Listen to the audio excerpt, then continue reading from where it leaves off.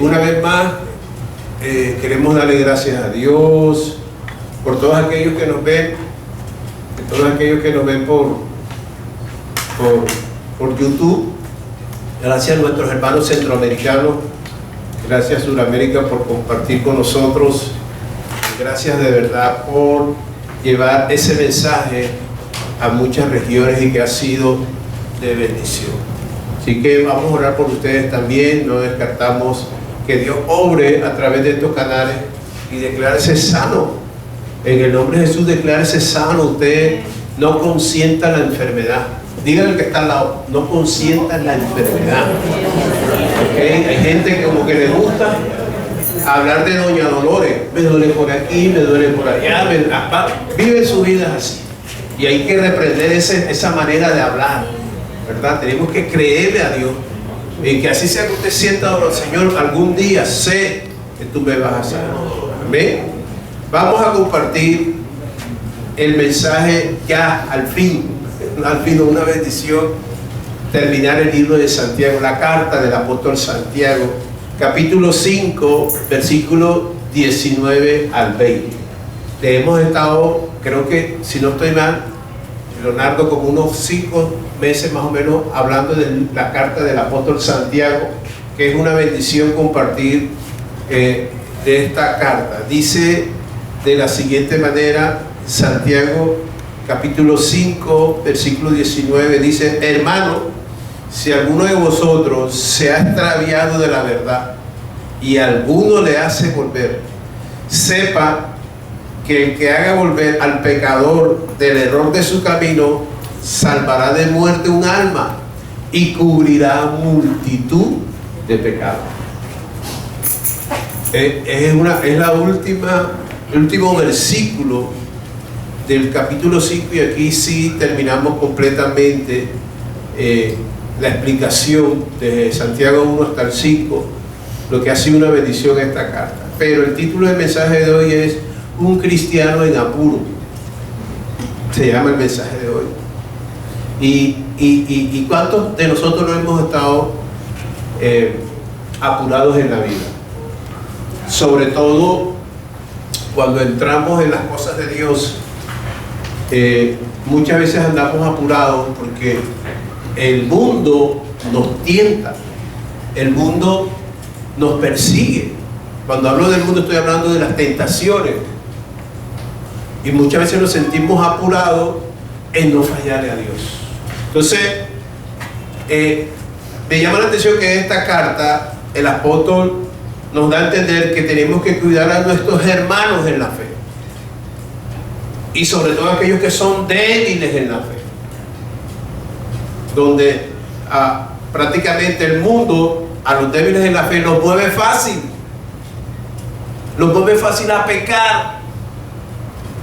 Y estos hermanos débiles en la fe, ellos ceden fácilmente ante las tentaciones y viven constantemente arrepintiéndose.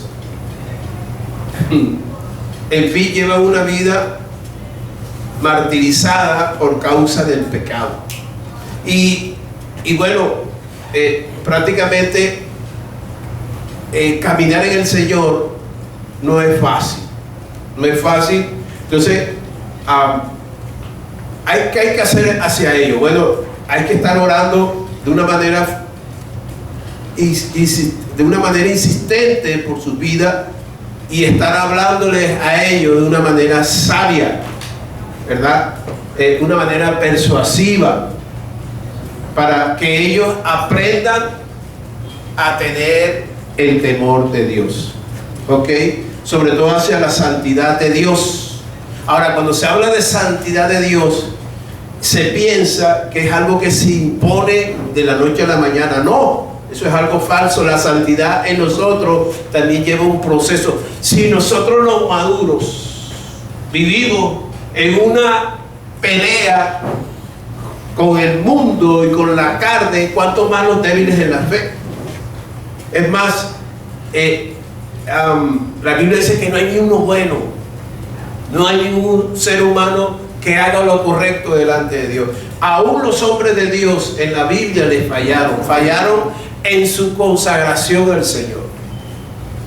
Mucha gente no llega a la iglesia porque ellos creen que para llegar a la iglesia hay que llegar de una manera perfecta. No, la Biblia dice, Jesús dice que los enfermos necesitan un médico, y todo aquel que venga a la iglesia sabe que cuando viene a la iglesia tiene que vivir una transformación por el poder del Espíritu Santo.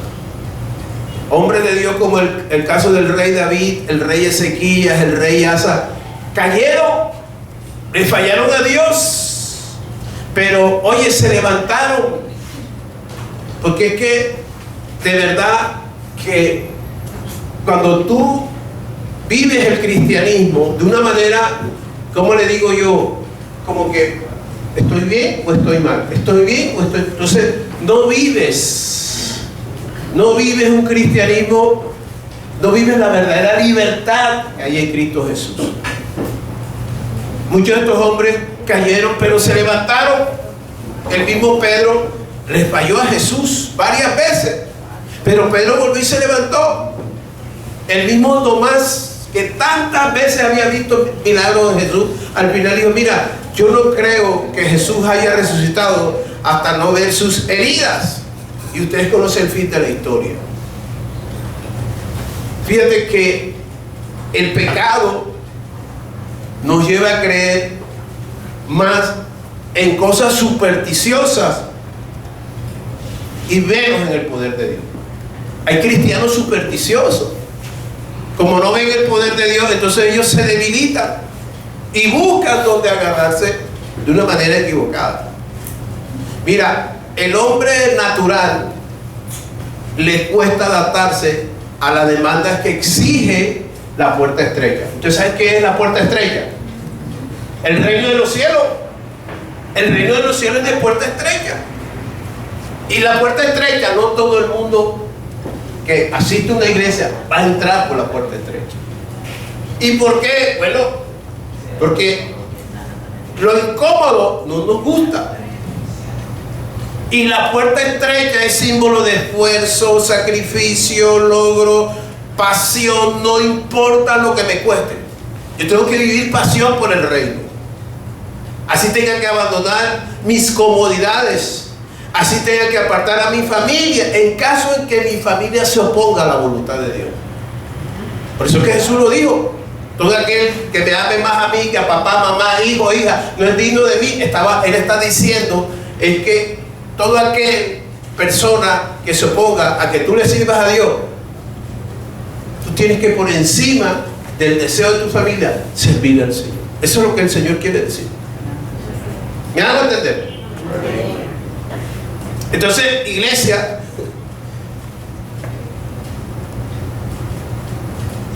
tengo que dejar a un lado mis orgullos profesionales, mi estatus social. Amén. Lastimosamente, óyeme, a la mayoría de los que asisten a la iglesia son blancos fáciles del modelo que presenta el mundo. Fíjate, la mayoría en la iglesia, no todos, son blancos fáciles del modelo que nos presenta el mundo. O sea, muchos ni siquiera tienen la gallardía de decir: lo siento, no puedo participar. Porque muchas veces somos demasiado complacientes. Estoy hablando de por qué algunos hermanos cristianos se apartan, porque le dicen: mira, rescata a aquel que ya se está apartando. Y así comienza todo. Nos volvemos demasiado complacientes con mis amigos. Es decir, preferimos errar al blanco de la salvación. Entonces, un pequeño traspié en el mundo temporal puede convertirse en mi ruina espiritual. Porque eso es lo delicado. El apóstol Santiago cierra esta carta con algo delicadísimo. Es lamentable, pero es realidad que a veces una pequeña cosa en este mundo puede arruinar mi vida espiritual para siempre. Como dice Boris, el Cantar de los Cantares, capítulo 2, versículo 15, nos advierte que aún las cosas pequeñas que produce tentación, tenemos que cuidarlo. Fíjate que Cantar de los Cantares habla de la zorra, un animalito pequeño, un animalito tan pequeño, pero hace mucho daño. En la época del Antiguo Testamento, estos animales frecuentaban demasiado los sembrados de viña, sobre todo de la viña. Ahí dice, mira, sepan que el que hace por Cantar de los Cantares, capítulo 2, versículo 15, dice: cazadlo la zorra, porque esas zorras pequeñas echan a perder mi viña. ¿Sabes que la zorra es un animal muy astuto? Se ve como inofensivo, pero causa unos desastres impresionantes que el dueño del huerto o de la viña, cuando se da cuenta, encuentra prácticamente su siembra hecho un desastre. Entonces, lo mismo me imagino que pasaba en la época que había esos gallineros o galpones, qué sé yo. Siempre estos pequeños animales creaban pérdida. Cazando las zorras pequeñas que arruinan las viñas, pues nuestras viñas están en flor. Es decir, tenemos que tener cuidado con esas pequeñas zorras que andan a tu alrededor. ¿Y cómo empiezan ellas a trabajar contigo y conmigo? Por los pensamientos. Entonces, muchas veces, cuando el cristiano empieza a apartarse poco a poco de las cosas del Señor, siempre comenzamos con una pequeña excusa, porque para las excusas ahí tenemos un doctorado, y así comenzamos con las excusas para no asistir por un tiempo a la iglesia, y esas pequeñas excusas poco a poco nos van enfriando. Y el enemigo trata de, ¿cómo te digo yo?, de mantenerte poco a poco alejado de la iglesia. Y cuando tú tratas de reaccionar, ya es demasiado tarde. Lo digo porque tengo caminando 34 años en los caminos de Dios. Y he visto amigos míos que se quedaron como el hierro. Se murieron espiritualmente. Pastores se murieron espiritualmente. Hace poco me enteré que un pastor abandonó la iglesia y se fue para el mundo. Imagínense qué ejemplo para la OEA. Y eso, que Dios nos guarde a nosotros. Las pequeñas cosas a veces nos distraen, y nos distraen de las obras más grandes que Dios ha hecho en nuestra vida. Cada vez que algo pequeño trate de enfriar, acuérdate de las obras maravillosas de Dios en tu vida. Yo recuerdo un primo mío que le gustaba jugar mucho con las hormigas, y él le fascinaba cuando veía los montículos de arena, le gustaba aplastar, les dañaba las casas a las pobres, y eran de las hormigas grandes, y las hormigas como que ya lo tenían planeado, porque era un niño pequeño, todos estábamos pequeños. Y un día el niño vino del jardín corriendo, gritando, llorando. Una de las hormigas le picó y le hizo el dedo así de grande. Y ese día yo me imagino que las hormigas estaban celebrando y decían: nos sentimos porque este siempre nos quería dañar la casa. Como que a las hormigas les corrió un fresquito diciendo: al fin nos vengamos de aquel que nos daña nuestra casa. Y fíjate que nos resulta fácil entretenernos con las rutinas que nos presenta la vida, porque el enfriamiento espiritual muchas veces comienza cuando en nuestra vida hay demasiada rutina. Y ¿sabes qué? Que esa rutina, ¿sabes qué hace? Nos hace perder el peso maravilloso de la gloria de Dios. Muchas veces tenemos el estilo de vida de las hormigas, de aquí para allá, de allá para acá, y sentimos que la vida se nos vuelve como que se nos vuelve una vida improductiva.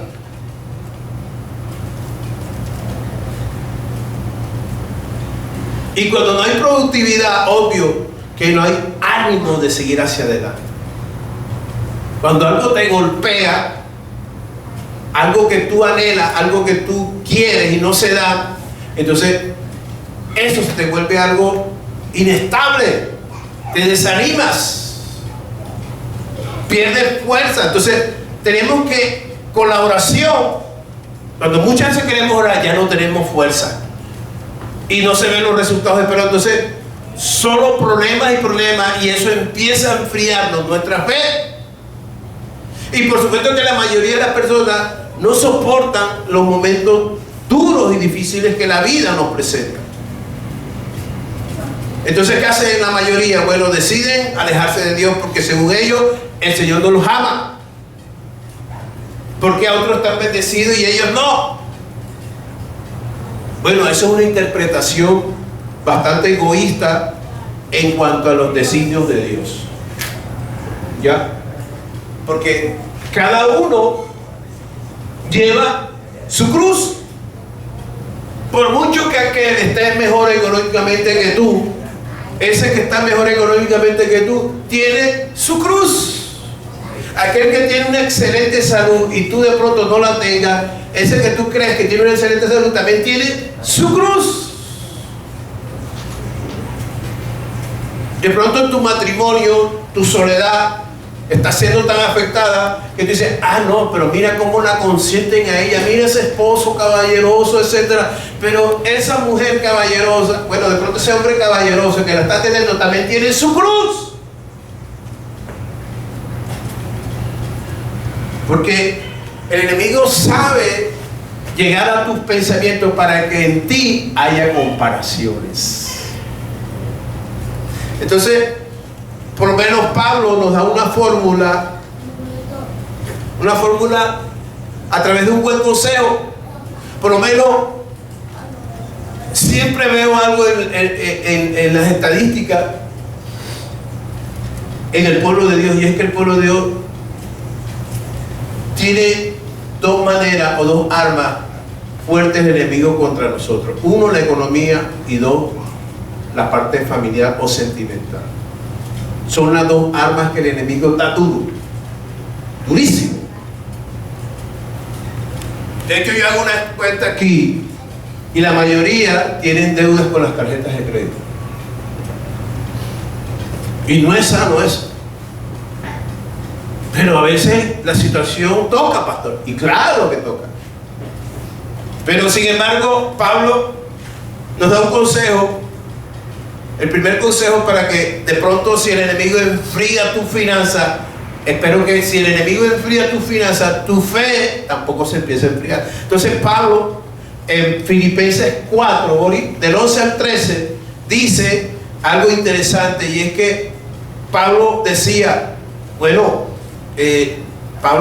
cualquier circunstancia económica que esté viviendo, he aprendido a tener contentamiento y vivir momentos de abundancia y momentos de escasez. ¿Y cuál es la diferencia? Que hay cosas en la vida que vas a aprender en la abundancia y hay cosas en la vida que vas a aprender en la escasez. En las dos áreas hay una enseñanza. Y el contentamiento por la vida hace parte, de un carácter maduro. La mejor manera de combatir el desánimo cuando las finanzas no están sanas es el contentamiento. ¿Y de dónde viene el contentamiento? Bueno, viene primero de la palabra de Dios y viene de un carácter maduro. ¿Ya no se dan cuenta que Jesucristo no andaba sin dinero? A pesar que es el dueño del oro y la plata. Cuando fue a pagar los impuestos del templo, le fueron a cobrar los impuestos. La DIAN estaba en la puerta. Dijo, hey, tú tienes que pagar impuestos de él y de tu discípulo. Y Jesús hizo una pregunta bien difícil. Y le dijo, mi querido discípulo, ves al mar y el primer pez que te encuentre, atrápalo y saca la moneda y págale los impuestos tú y el mío. Y no tenía dinero, andaba feliz. Tenemos que aprender en la vida a comprar sin dinero. ¿Y eso qué es, pastor? Bueno, en descansar que Dios es tu proveedor. Amén. Amén. Que Él te puede suplir de una manera, mejor dicho, de una manera extraordinaria.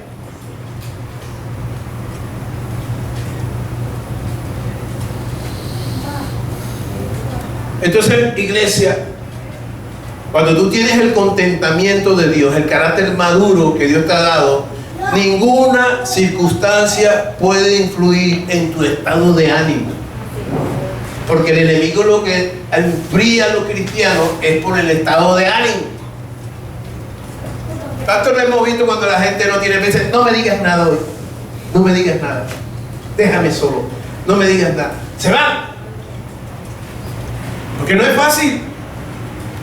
Pero tenemos que creerle a Dios, en que Dios suple nuestras necesidades conforme a sus riquezas en gloria en Cristo Jesús. Nosotros hemos visto en cómo Dios ha sacado familia, ni siquiera de la pobreza, sino de qué. Hay algo peor que la pobreza: miseria. Mis ojos han visto gente, mira, de la noche a la mañana, ni siquiera de meses, en cuestión de días, gente de la miseria a la bendición. Gente que ya le va a decir, fuera, te vas del apartamento, no tienes cómo pagar, no hay para la comida, hay divorcio. Yo he visto, y Dios les ha cambiado el entorno porque han creído. Primera de Samuel, capítulo 1, cuando profetizó Ana, dice, tú eres el Dios que levanta del muladar al pobre, y yo soy testigo de eso. ¿Es por qué te preocupas? Si Él es el dueño del oro y la plata. Hemos visto aquí deudas en bancos que la gente de la noche a la mañana quedan totalmente saldadas. ¿Quién la pagó? El de arriba. Y Dios te va a pagar. Si tú le crees a Dios, Dios te va a pagar esa deuda que tú tienes. Lo va a suplir. Pero no vuelvas a caer en el mismo error. Amén. Una vez me encontré una historia de un hombre peleando con Dios. Que no tengo plata, que no tengo plata. Iba por ahí por los lados del Cinemetro y todo lo que veía le daba una patada. De la rabia que tenía. Caja, botella, plástico y más rabioso peleando con Dios. Que tú me tienes así, que tú me tienes en la lleva. Y en una de esas le pateó una caja y salió plata. ¿En serio? Y ahí enseguida empezó a cantar. Ahí sí cantó.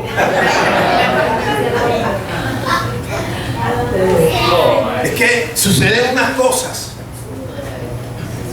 que nosotros a veces somos caprichosos, antojosos, malcriados con el Señor.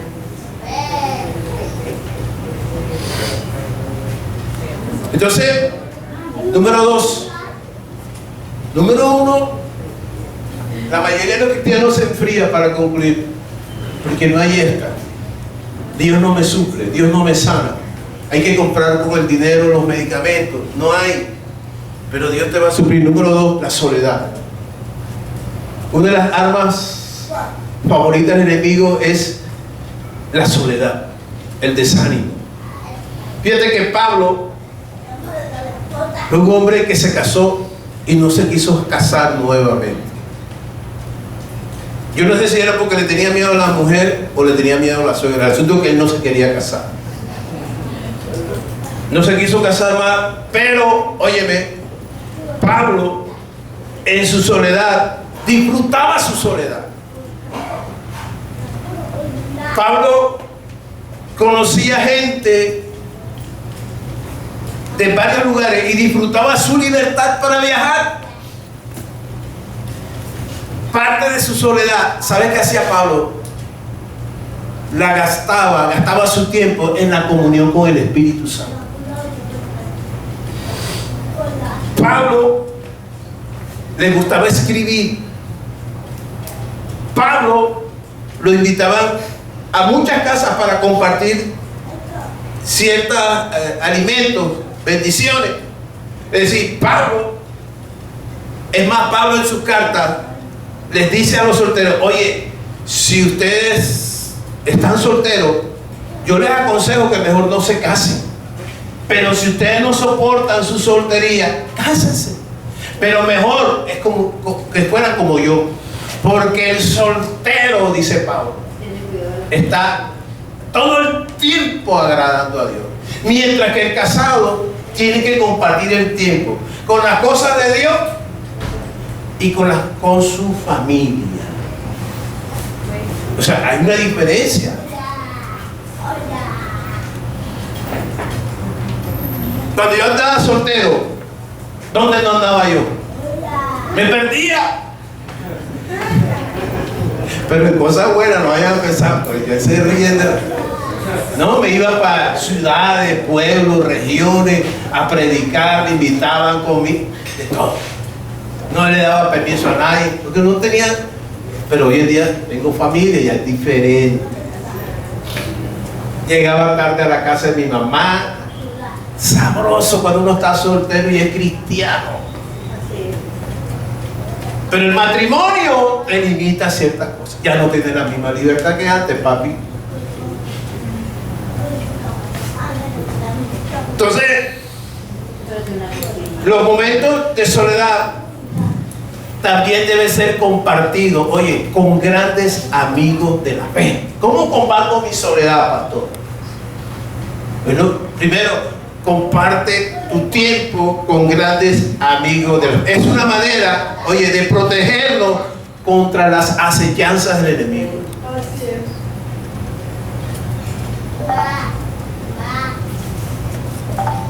¿Y sabes qué, iglesia? Necesitamos permanecer en contacto con nuestros amigos creyentes para que nos ayuden a sobrevivir en un mundo totalmente inclinado hacia el mundo. Es más, el apóstol Pedro y el apóstol Pablo nos recomiendan mucho alentarnos los unos a los otros. Los solteritos deben de andar juntos. Así es. Un grupo de Los divorciados, bueno, ahí sí, bueno, que sean del mismo sexo, pues, bueno, pues, si Dios de Dios es, pero cuando uno en la iglesia busca en medio de acuerdo al estado, ¿cómo le digo? Civil. Del estado civil, uno se identifica con alguien mientras la bendición llega. Oye, yo no puedo estar mucho tiempo sola o solo porque el enemigo se aprovecha, me baja la autoestima. Y el problema que tenemos es que la gente es: ¿cuándo te vas a casar? ¿Cuándo te vas a casar? Y si te casas, ¿cuántos hijos tienes? ¿Y cuándo viene el niño? ¿Y cuándo viene la niña? Oye, por favor, pero tú no te tienes que dar mala vida por eso, ¿o es que ellos te sostienen? Total. Cuando usted le pregunta, bueno, yo te cargo, tú me sostienes, tú me pagas la comida. ¿Cuánto vas a aportar? ¿Cuánto vas a aportar? Y gente imprudente. Entonces, por favor, cuando estemos con hermanos de la fe, tenemos que alentarnos los unos a los otros, ser hospitalarios, darnos mucho amor fraternal, ¿verdad? Y además, digamos, usar, oye, nuestros dones espirituales y de esa manera fortalecer al hermano débil. Yo cuando veo que una oveja, alguno de ustedes se pierde los domingos, ya me preocupa.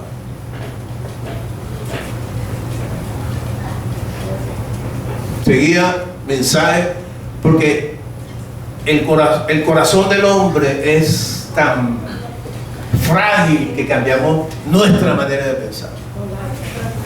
Y seguimos orando porque aquí se han enfriado bastante, se han enfriado. Ya hay iglesias que han desaparecido. No soportaron la presión del mundo. Y mira lo que dice Santiago. Mira, si tú salvas a alguien, lo estás salvando de un pecado, del pecado del fuego. Y Dios nos está advirtiendo, porque muchos estamos tan preocupados por nuestros hermanos, nuestros amigos en la fe.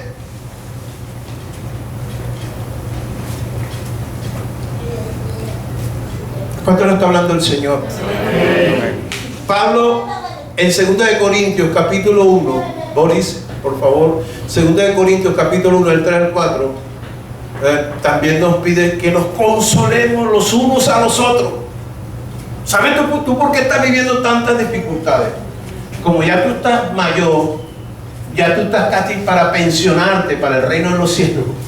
Entonces, tu fortaleza ayuda a consolar a otros. Así es.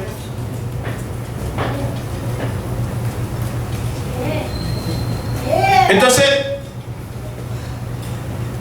cuando la vida se dificulta y no sabemos qué hacer, es importante estar a merced de nuestros amigos. Es importante eso. ¿Saben por qué? Porque estos hermanos son los que nos van a ayudar a seguir hacia adelante. Todas estas estrategias nos ayudarían a no enamorarnos del mundo. Cuando te hablo del mundo, te estoy hablando de lo que ellos practican. ¿Qué es lo que más practica el mundo? A ver, ¿qué es lo que más practica el mundo? La comunicación. ¿Qué es lo que más practica el mundo, Jacqueline? La comunicación. La mentira. Esa es la reina de todas. Porque, ¿cómo comienza el pecado? Por la mentira. Podemos engañar a alguien por la mentira. Podemos hacer un negocio sucio por la mentira. Puedo enamorar a alguien por la mentira. ¿Sí o no? Te puedo hacer un favor por la mentira. Y la Biblia, y Jesús le dice que el que practica la mentira es hijo del diablo. Oye, ojo, practicar la mentira te vuelve hijo del diablo. Y nosotros a veces por vender una buena imagen, que todos mis amigos están trabajando, menos yo, entonces yo me invento algo. Yo soy el gerente de Pro Sport. Ay, eso es inventado. No me quiero quedar atrás. No, te diga la realidad de la cosa. Entonces vivimos un mundo de fachada. Y claro, cuando tú dices tanta mentira, el diablo dice, ah, no, este es papito mío, este es carne mía porque practica lo que yo hago.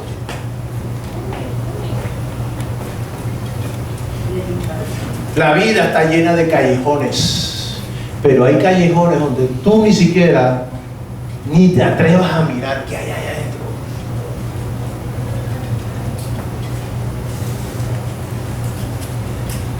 Tuve amigos matados por la mafia, amigos que murieron bajo la droga, murieron adictos a la droga, amigos que murieron del SIDA por su promiscuidad. Y solo lo hicieron una sola vez y les gustó. Una vez y les gustó.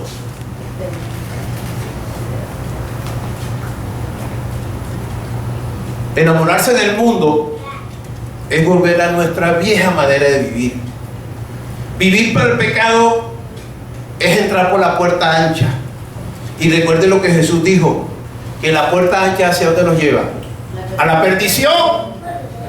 Una puerta ancha es fácil para entrar.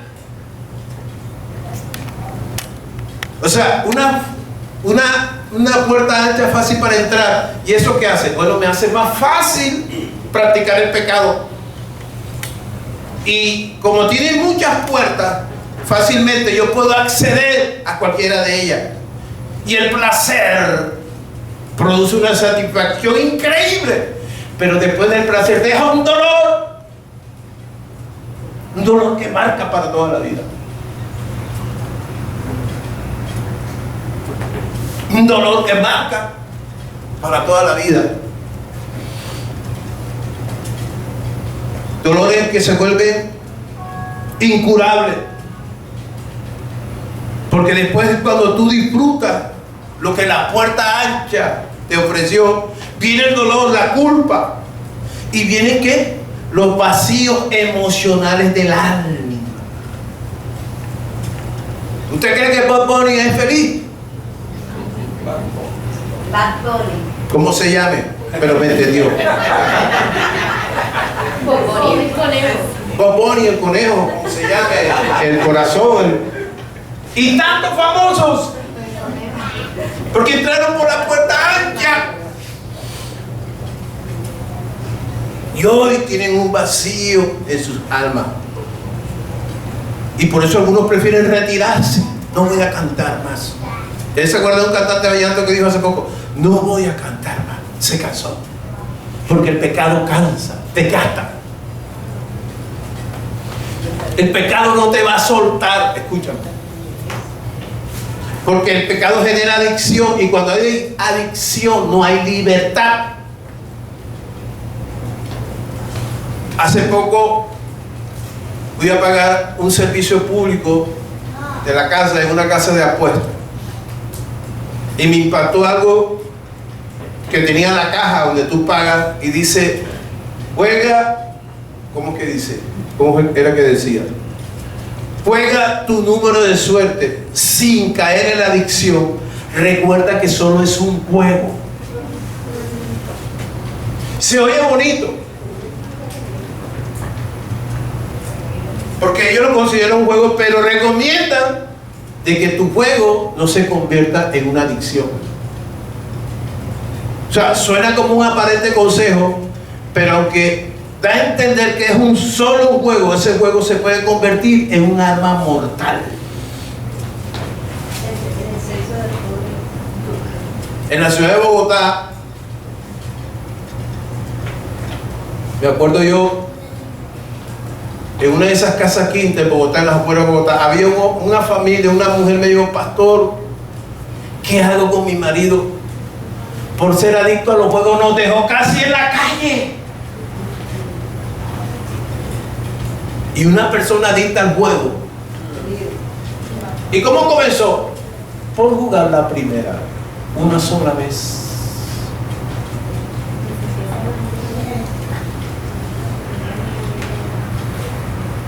Tremendo.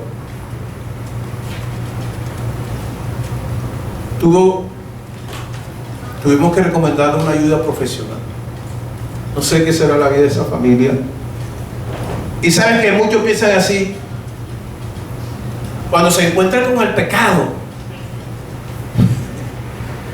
dicen: solo voy a jugar contigo un momentito. Así dicen: oye, tú me caes bien, vamos a hacer, pero solo un momentico. Ese momentico, no sabes hasta dónde te va a llevar el momentico. ¿Ya? Entonces, ese momentico te puede dejar atrapado para siempre. Conozco gente de estar bien hoy día viviendo en la calle, durmiendo en la calle, amigo abogado en la calle, el hijo de una gran empresa farmacéutica que me reservo el nombre, el hijo en la calle, sin camisa, pidiendo plata, la droga lo volvió.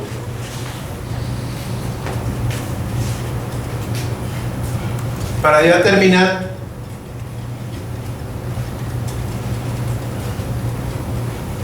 ¿cuál es nuestra misión de todo? Yo miro aquí y sé quiénes no vienen, por ahí que yo me digo y pregunto por ellos, pero ¿cuál es nuestra misión?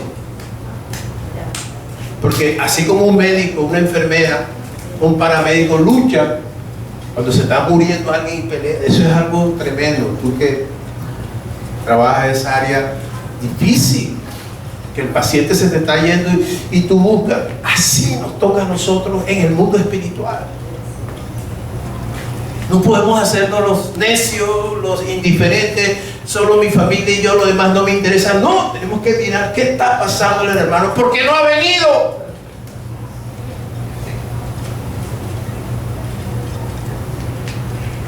Nuestra misión es, número uno, consejo, no dejar de orar por ellos. Número uno, no dejar de orar por ellos. ¿Y cuál es el resultado? Batallar por su alma. Yo a veces siento que cuando estoy durmiendo me estoy ahogando, pero es una lucha espiritual, porque mi esposo y yo no dejamos de orar por ustedes, y el enemigo no le gusta cuando oramos por ustedes, porque somos sus pastores, somos sus guías espirituales. Número dos, entonces el primer punto, no dejar de orar por ellos para que no se enfríen. Número dos, hacerle acompañamiento o visita, que ellos sientan que no están solos, que se sientan alentados y sobre todo a seguir luchando. Por eso es que el Islam, los musulmanes, cada día ganan más adeptos en Europa, porque se ha enfriado el cristianismo en Europa. Y puede pasar en América Latina. Y la idea es revivir el cristianismo. Y el cristianismo se revive ¿cómo? Con amor. Que yo acompañe, que yo te anime. No solo es orar. Ves y tócale la puerta. Amigo, ¿qué te pasó? Amiga, ¿qué te pasó? Que no te veo. No te veo conectada, no te veo conectado en el grupo. ¿Qué pasa? La gente vale. El alma vale, no el bolsillo, lo que vale es el alma. Número 3, insistir. O sea, insistir en invitarlo a la iglesia o a las células en casa. Es una manera de ministrarle apasionamiento a su vida.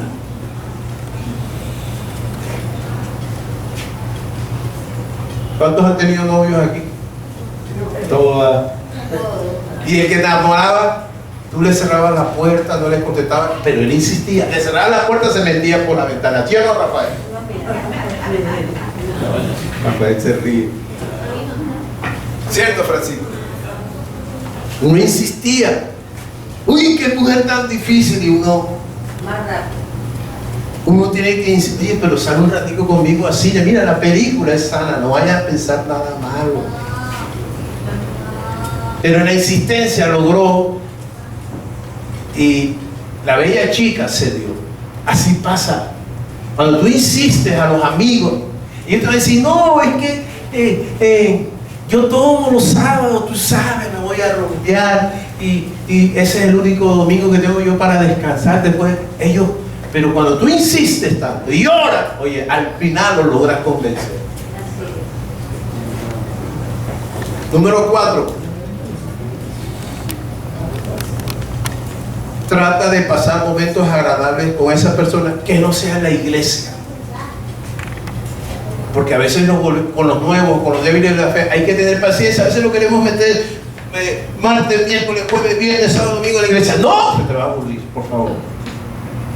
De vez en cuando invitan a un restaurante, vaya. A un cine, a un parque, a comer helado, al parque, en fin. A ver una película sana. Jesús lo hacía con sus discípulos. Comía con ellos, los invitaba a desayunar. Cuando Pedro no encontraba la pesca que duró toda la noche, el mismo Señor les preparó una brasa, puso el pescado y después los invitó a desayunar. Se sentaba con él. Invita a ese amigo, esa amiga que tú tanto quieres, a un café. Yo creo que no te gastan, creo que no pasa ni en los 20,000 pesos. Bueno, depende del café. Pero, oye, por favor, gástate 20,000 pesos, hombre, o sea, tú. Te invito, pero nada más te invito a una botellita de agua, y eso de las pequeñas. Oye, por favor. Oye, hay gente que se pasa de pilla.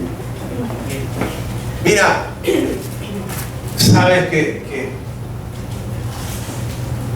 es hermoso cuando tú rescatas a alguien del infierno. Salvará su alma de muerte. Cuando está hablando de muerte, está hablando de muerte espiritual, no de muerte física. Y dice, y cubrirá multitud de pecados. Claro, porque esa persona, cuando tú le insistes, le muestras tu estilo de vida, esa persona dice, yo me quiero parecer a ti, yo no quiero vivir esa vida. Porque la gente en verdad, cuando practica un pecado, ellos en el fondo no quieren, pero están tan adictos que les cuesta salir de esa realidad.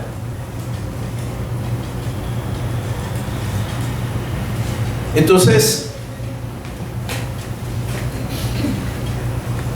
tenemos que, para concluir, Jesús dijo algo para terminar. Dijo, ¿de qué le sirve al hombre ganar toda la riqueza del mundo si perdiere su alma? Y desde pequeños nos enfocan mal nuestros padres. Porque nuestro padre, ¿qué es lo primero que nos dice? Mira, estudia. Tú tienes que ser como Perencejito.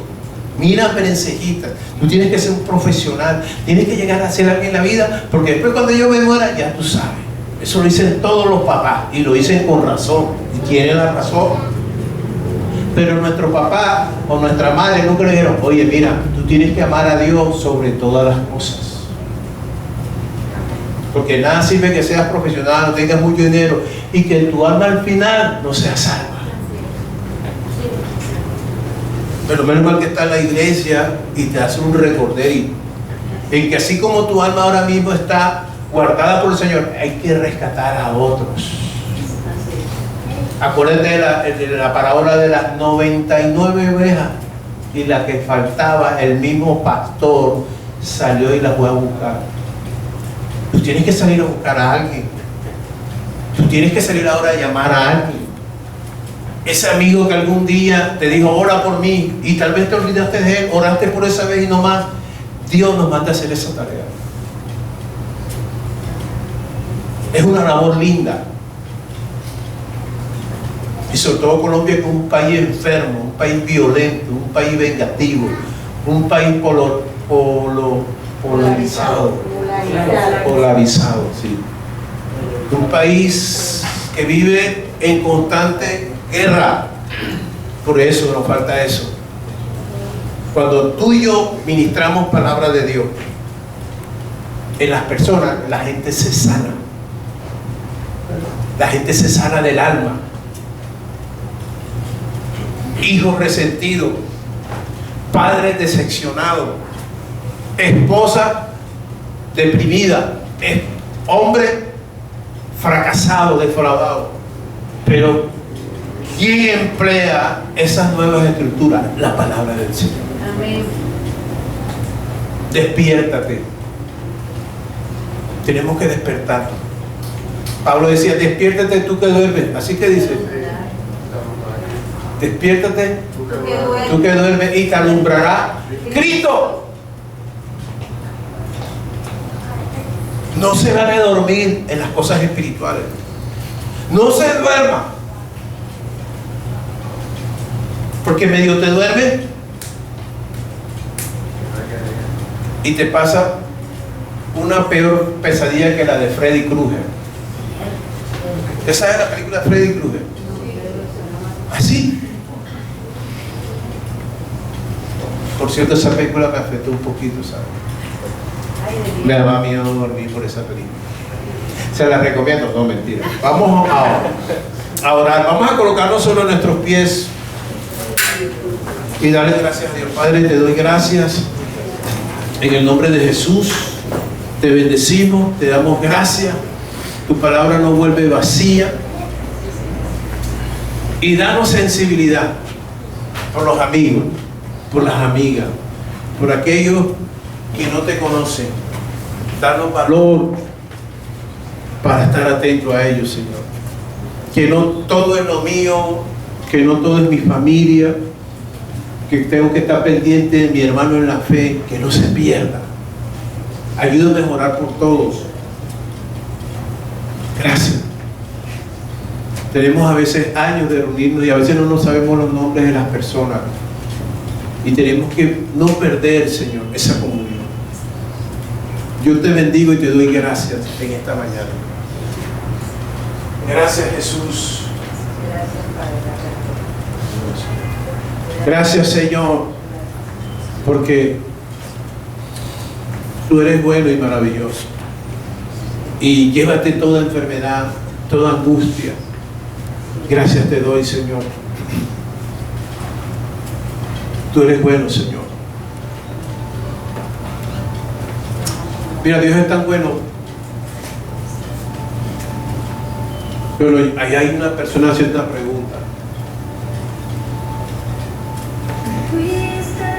Hay una persona que pregunta, ¿qué va a ser de mi vida? ¿Qué voy a hacer en mi futuro? Bueno, el Señor te responde, varón. Primero, descansa en Él. Y segundo, que te va a pasar como una mujer que vino una vez a la iglesia. A futuro, Señor, gracias. Vas a comercializar zapatos. Y así va a pasar. Pero ¿sabes qué te dice Dios? Enamora de mí. O sea, como que vas a tener tu propia fábrica. Y han dicho, bueno, pero hay muchos zapatos. Pero acuérdate que el dueño de la economía soy yo. Búscame, que yo te voy a dar esa bendición. Me hiciste una pregunta, o me has hecho una pregunta en estos días, y yo te la estoy respondiendo ahora. No dependas de lo que te diga la gente, depende de mí, te dice Dios. Levanta la mano, que quiero orar por ti. Señor, llévate toda enfermedad circulatoria, enfermedad del hígado, del páncreas. Señor, gracias. Tu palabra es grande, maravillosa. Sana nuestras vidas. Llévate todas nuestras emociones que nos oprimen. Mira, no te sientas rechazado. Nadie ha creído en ti, pero yo sí voy a creer en ti, te dice Dios. En tus manos, oye, en tus manos hay un talento. No lo has descubierto aún, pero yo lo voy a revelar muy pronto. Yo lo voy a revelar muy pronto. Porque yo soy el dueño de tu destino. Yo soy el dueño de tu futuro. Y aunque hayas caído muchas veces, yo tengo la facultad de levantarte cuantas veces quieras. No temas. Porque te angustias cuando te acuestas. Porque te levantas deprimido. Si yo estoy contigo. Yo estoy contigo. Jamás te dejaré, jamás te desampararé, te dice Dios. Te doy gracias, Dios. Bendito seas, Padre. Aleluya. Llévate eso que no te deja creer en ti mismo. Mira, el enemigo se ha levantado contra ti como río, pero yo levantaré mi bandera de victoria. Levanta las manos y dice, Señor, tú eres mi victoria.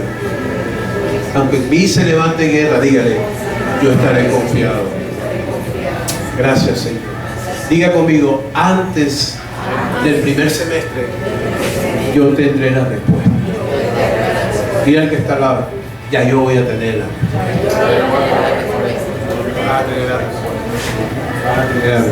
¿Ven? Dale un aplauso al Señor.